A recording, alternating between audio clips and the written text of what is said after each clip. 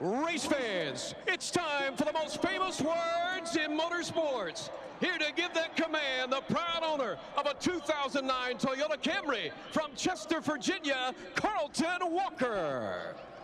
Drivers, start your engines!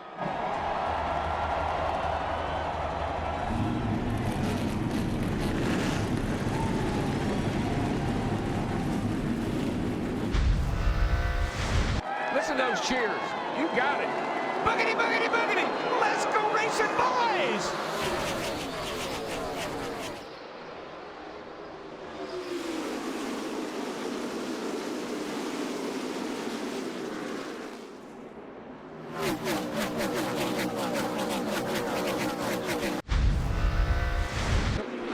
My concern in the Kansas pit.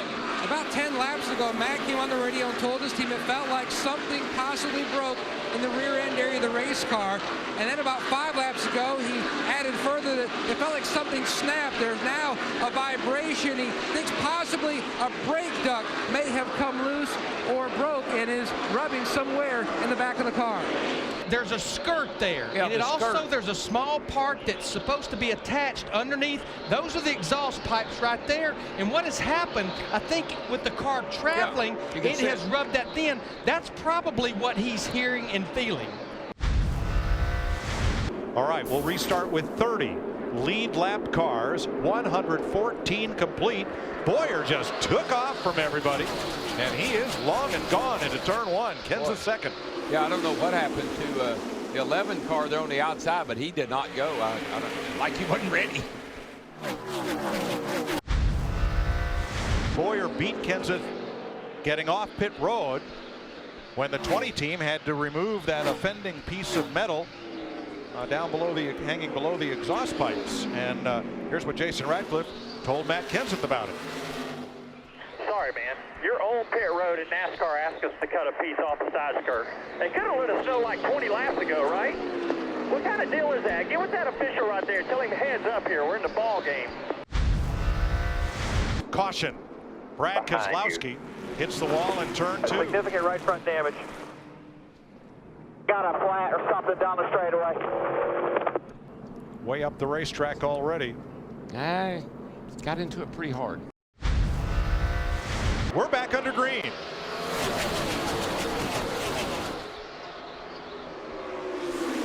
The restarts here are so intense.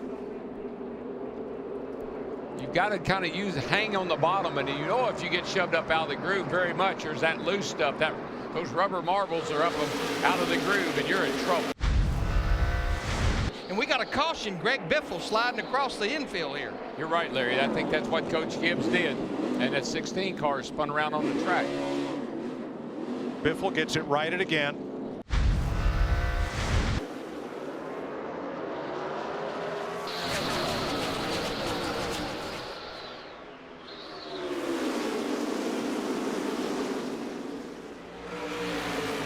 And it's a Busch brother battle for second.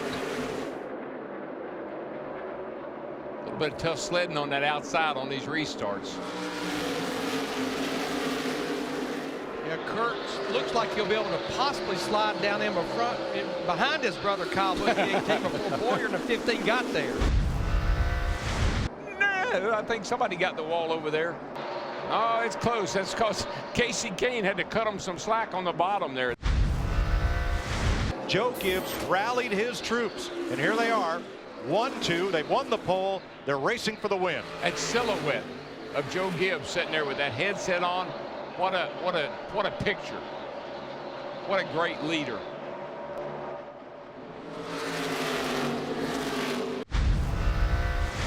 This is when things are really going to get exciting. Kurt and Kyle Busch. And it's Kurt out with the lead. Wow. Takes Carl Edwards with him off to turn one. Boy, you don't get a jump like that on Kyle Busch very often, but Kurt took off.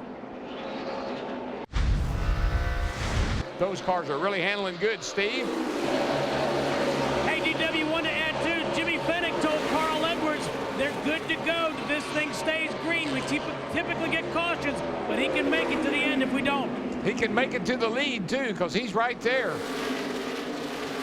But Kurt Busch gets that high side run off turn 4, wound up, holds the lead. Pit road is open. He's staying out. So is Edwards. Kyle Busch is in. So is Johnson. Kyle made the decision himself to hit pit road. 4 tires going on for him. Commitment line violations on the 18, 11, and 33. Watching the competition. Now, there is no orange cone this week. This is a short track, but there is a painted box on the track right where the line is, right there. And you have to be to the inside of that box if you are coming to pit road. You have to treat it like a cone is there. It's like the cone is there, exactly. Yep. NASCAR has determined that the 18 of Kyle Busch made a looking at that. Appreciate it. legal entry into pit road. There is no penalty. Kyle Busch retains 6th place. That's where he will restart. That was so close. I would have. I'm glad they did that. Kyle Busch with the freshest tires near the front of the field. And here goes Busch and Edwards rocketing off into turn 1. Boy, Jimmy, Carl got up. Carl Edwards in the 99 got up a little high in that stage ride that was put out. That hurt him in turns 1 and 2. Spin, turn 2. Jimmy Johnson, I think. Johnson and Stewart go around. And there's Kyle Busch. Bunch of cars coming in. You got Jeff Gordon lurking there behind him. Oh, Stewart gets loose. He gets loose getting down into 1. He gets into Johnson into 48, and around they go. And there's nowhere for Kyle Busch to go. He was all the way on the apron. Whoa, the 2. Did you see Keselowski slalom through there? Juan Pablo Montoya and Kevin Harvick and Martin Truex. The first 6 drivers stayed out. That includes Mark Martin, Brad Keselowski, and David Reagan. And they have 6 laps on their tires since they were last on pit road before that caution came out. Good gamble, Larry? I think it is, because I think enough stayed out that you can kind of fight those drivers off with 4 tires. Yeah, you're running out of laps, Mike, so you got to start thinking track position. Off. Oh my God. Casey Kane and Mark Martin off turn 2, and then plugs up the back straightaway. Everybody else is going to march through there, and one more caution. Where's that full moon? That's the 9th caution tonight. Jeff Burton on the inside of Mark Martin. Oh, well, Casey Kane just come up off the corner, drove into the left rear of the 55 of Mark Martin, and Mark got nailed by the 11 of Brian Vickers, and what a mess. And this is with Mark Martin. The 5, the corner, inside. Ooh. Boy, Carl Edwards, he got through there. That was another lucky break for him.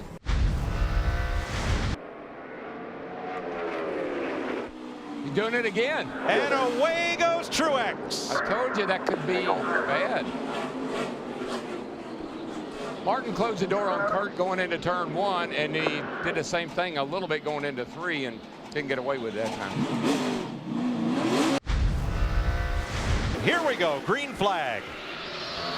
Fans are on their feet like it's the start of the race. It's the start of the last 50 laps. It's the start of the heat race. There they are, 3 wide again down there, 1 and 2.